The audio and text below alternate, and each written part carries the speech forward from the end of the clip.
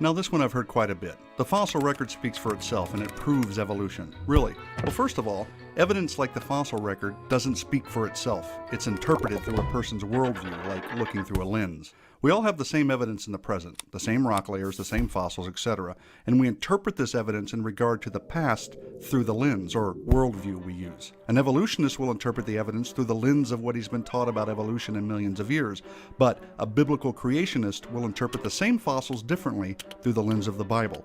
Now, both are looking at the same evidence in the present, but both are interpreting it very differently. So looking at the fossil record in the present, because that's all we have, and interpreting it through the lens of God's Word, we find that what we actually observe in the present confirms the interpretation obtained by looking through the lens of the Bible.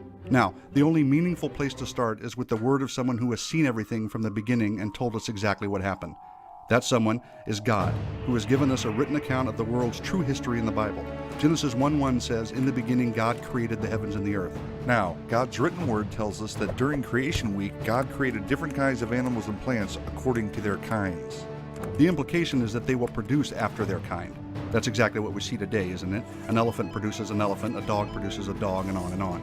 Now on the sixth day, man and woman, Adam and Eve, were also created, and God declared everything very good. It was complete and perfect, and there was no death because there was no sin.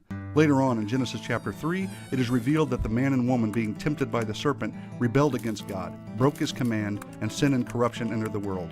In fact, the entire creation was altered and is no longer in its originally perfect, very good state. People and animals began to die. But could gradual death in such a short period of time account for the fossil record we observe today? Not only that, to form a fossil, the animal or plant has to be covered quickly.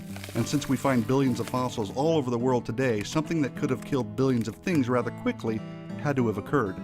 Not to mention, we also find many fish and other marine fossils at the tops of today's mountains. So, what in the Bible could account for that? What could cause billions of dead things to be buried in rock layers rapidly laid down by water all over the earth? Well, flip to Genesis chapter 6 through 9 and you'll read the account of the global flood in Noah's day. Essentially what happened is that men were so corrupt and violent that God selected a righteous man, Noah, and his family to build a huge ark and get in it along with a pair of each land animal kind. And then God caused a worldwide flood. The water gushed up from the ground and water fell from the sky. The earth was totally covered with water and all land-dwelling, air-breathing creatures outside the ark were killed. All of them.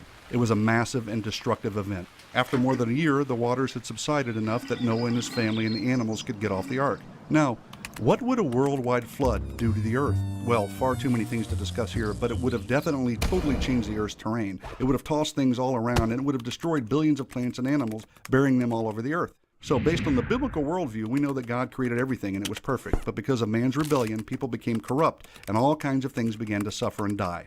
Because of man's continual violence and corruption, God destroyed all people and all other land-dwelling, air-breathing creatures in the world, save Noah, his family, and representatives of all land-dwelling, air-breathing animal kinds, with a global, catastrophic deluge. The fossil record that we observe today makes perfect sense within the biblical worldview. Now I could go on and on, but enough said.